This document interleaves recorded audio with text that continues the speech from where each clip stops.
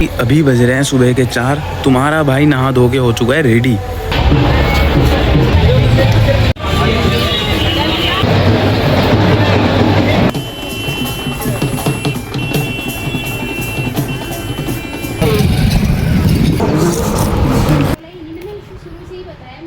तो कैसे हो मेरे जिगर के छल्लो, स्वागत है तुम्हारा आज एक और नई वीडियो के अंदर। और आज तुम्हारा भाई तुम सबको लेके जाने वाला है राजस्थान के बागड़ में।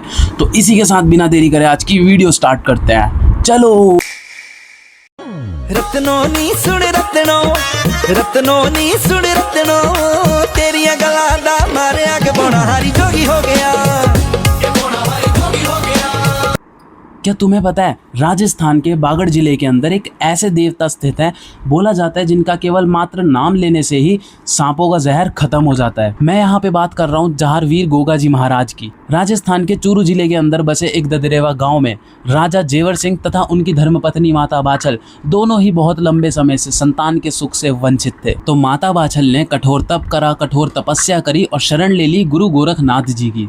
और गुरु गोरखनाथ महाराज ने उनकी तपस्या से प्रसन्न होकर उन्हें फल के रूप में प्रदान करा एक दिव्य गूगल, जो छल करने की वजह से माता बाछल की पहली बहन काछल को प्राप्त हो गया, जिनसे उन्हें जन्मे 2 पुत्र। जब सच्चाई सामने आई तो गुरु गोरखनाथ जी ने फल के रूप में माता बाछल को एक दिव्य गूगल प्रदान करा, जिस दिव्य गूगल से जन्म हुआ एक दिव्य बच्चे का, जिसका नाम पड़ा गोगा जी महाराज। गोगा जी महाराज बचपन से ही एक असाधारण बच्चे थे। उन्होंने बचपन से ही अपनी शिक्षा गुरु गोरखनाथ जी से ली है और गुरु गोरखनाथ महाराज ने उन्हें कुछ विद्याएं सिखाई, कुछ ऐसी शक्तियां प्रदान करी जिसकी वजह से उन्हें नागों को अपने वश में करने का, नागों का जहर खत्म करने का वरदान मिला। इसीलिए उनका नाम पड़ा जहारवीर गोगा जी महाराज। जहारवीर गोगा जी महाराज बड़े होकर एक बहुत ही बड़े योद्धा बने। उन्होंने अपने धर्म की रक्षा, अपनी प्रजा की रक्षा, पशु पक्षियों के लिए, गायों के लिए बहुत से युद्ध लड़े और उन सभी युद्ध में उन्होंने विजय भी हासिल करी, जिस कारण उनके रिश्तेदार, उनके भाई अर्जन व सर्जन उनके विरोधी बन गए, जो माता काछल के पुत्र थे। जहारवीर गोगा जी महाराज को आखिर में अपने भाइयों से ही युद्ध करना पड़ा, जिसके लिए उन्हें अपने परिवार के ही विरुद्ध जाना पड़ा और उन्होंने उस युद्ध में भी जीत हासिल करी। अपनी माता के वचनों को पूरा करने के लिए, अपने परिवार के विरुद्ध जाने के लिए जहारवीर गोगा जी महाराज ने हनुमानगढ़ के जिले में समाधि ले ली थी। इसीलिए आज भी लोग डर से छुटकारा पाने के लिए, अपने कष्टों से मुक्ति पाने के लिए जहारवीर गोगा जी महाराज की पूजा करते हैं।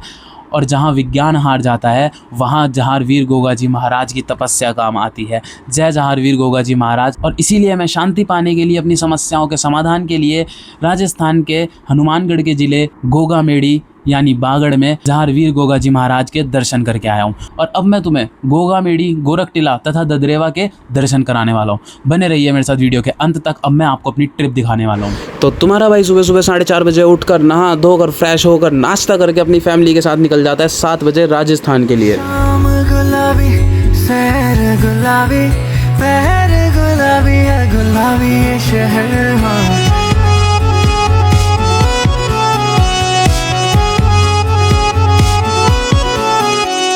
शाम गुलाबी, सैर गुलाबी, पैर गुलाबी है, गुलाबी ये शहर।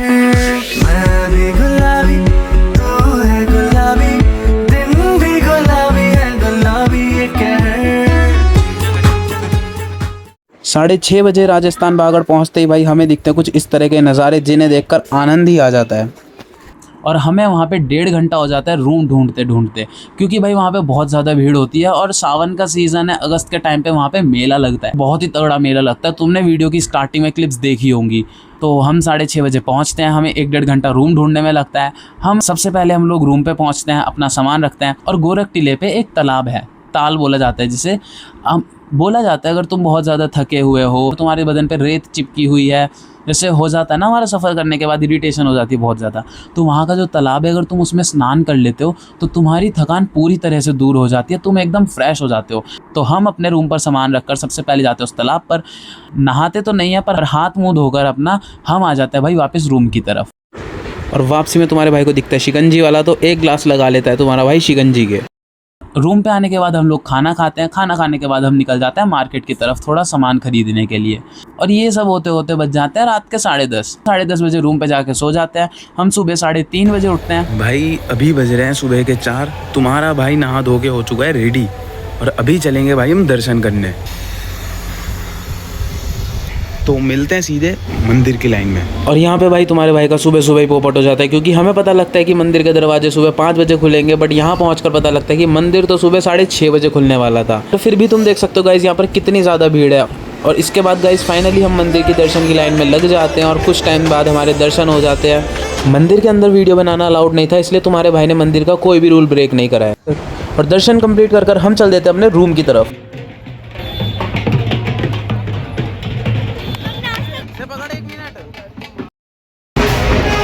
तो जो हमारा गोगा टीला था, मेन मंदिर था, उसके भाई हम दर्शन कर चुके हैं। अब हम जाएंगे गोगा मेडी की तरफ, तो उसका दर्शन भी आपको बहुत जल्द करवाते हैं। और इसके बाद भाई हम चल देते हैं गोगा मेडी में दर्शन करने के लिए। और जैसा आपको पता है गाइस, हर मंदिर में वीडियोस बनाना अलाउड नहीं होता और तुम्हारा भाई रूल्स ब्रेक नहीं करता है। तो मिलते हैं दर्शन के बाद। दर्शन करने के बाद भाई मेरी बहनों को मन था ऊँट की सवारी करने का, तो हम उन्हें ऊँट की सवारी करवाते हैं।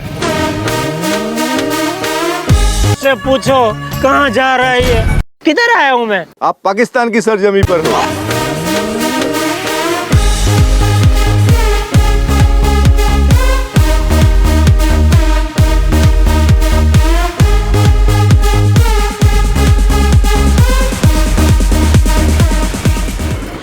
ऊँट की सवारी करके हम निकल जाते हैं ददरेवा गांव की तरफ, जहां पर जहारवीर गोगा जी महाराज का जन्म स्थान है। वीडियोस क्लिप नहीं निकाल पाता हूं क्योंकि वहां भी उनके महल में वीडियोस बनाना अलाउड नहीं था और तुम्हारा भाई रूल्स ब्रेक नहीं करता है। उनके महल से लौटने के बाद हम निकल जाते हैं भाई अपने घर की तरफ। चला जाता हूँ किसी की धुन में, धड़कते दिल के तराने लिए। सफ़र में बज जाते हैं सुबह के 10 और हम रुक जाते हैं भाई यहाँ पे नाश्ता करने के लिए। और जहाँ हम नाश्ता करने के लिए रुकते हैं वहाँ कुछ इस तरह के नज़ारे होते हैं।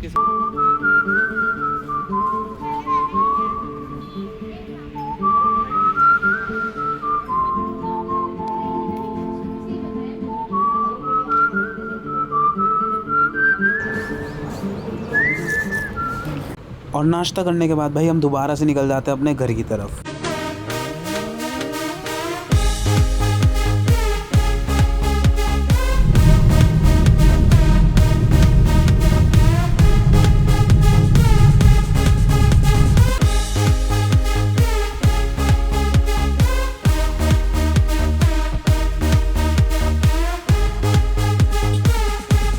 और अब हम रुकते हैं भाई सीधा शाम को 4 बजे खाना खाने के लिए, जहाँ पे दिखता है भाई मुझे इस तरह का तालाब, ट्यूबवेल है, पॉन्ड है, जो भी है, पर बहुत ज़्यादा सेटिस्फाइंग है। मुझे बहुत अच्छा लगा, गांव का एरिया था।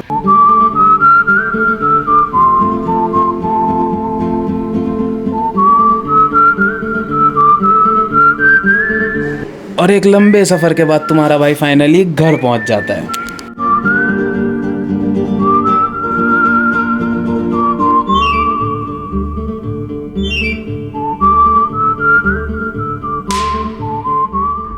तो ये थी तुम्हारे भाई के राजस्थान की ट्रिप की पूरी स्टोरी।